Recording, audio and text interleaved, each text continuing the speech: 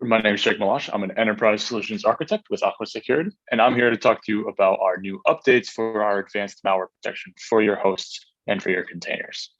Now, to start out, this is an on-access anti-malware control. So it would get added to our runtime policies, which I'll show you how in just 1 second.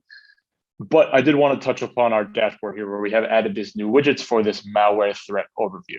So then that way you can see if there was any malware that we either blocked or detected from these new controls, and then what type of malware that it was that we detected. So whether it be advanced adware or phishing, a toolkit, a virus or a worm, then anything else will get put into the other category. We just wanted to denote those ones so that way you had a good grouping to see what kind of attacks are potentially being blocked from your containers or from your hosts.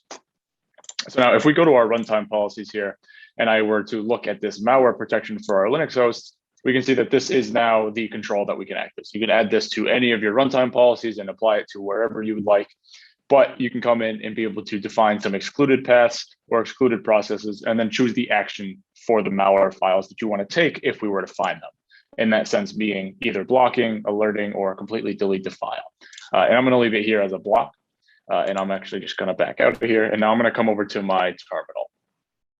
And so if I pull my terminal up, we can see that I'm just going to do a wget for one try from this particularly insecure address. You can see that there's malware right there. So it's just going to download this VLC AMV HTML file. It's going to put it on my host here. So now, if I were to try to do anything with this file, whether it be read it, whether it be write to it, change it, delete it, whatever I'm attempting to do, we're going to be able to block that from happening. So it's on access. Anytime that this particular file is going to get accessed by the user, we're going to be able to prevent that. So now if I just did a simple cat of this VLC amv.html file, we can see that now I'll get an operation not permitted. And that's because we can tell that this file is actually a piece of malware that got put onto this container, onto this host. And so then from there, we want to prevent that from actually happening.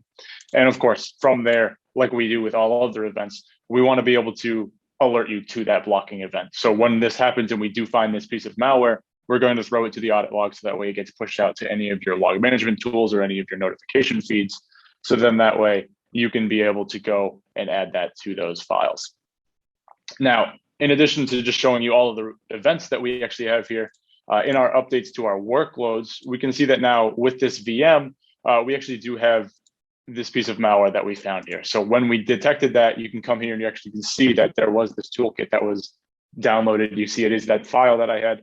And then you can actually go to the anti-malware site as well to be able to get all of this different information right from our console. So that way you can see what the MD5 is, what the SHA values are. And then that way be able to apply any more additional rules to be able to prevent any of these malware signatures from actually being present in your machines, and then go and make sure that there isn't anything getting dropped onto your hosts or onto your containers at runtime, and then applying this malware control so that way you are secure and you can make sure that there isn't anything wrong going on inside of your environments. So that was just a quick update. I hope this was informative to you. And if you have any other questions, please feel free to come to aquasec.com, where you can get in contact with one of our representatives to find out more. Thanks.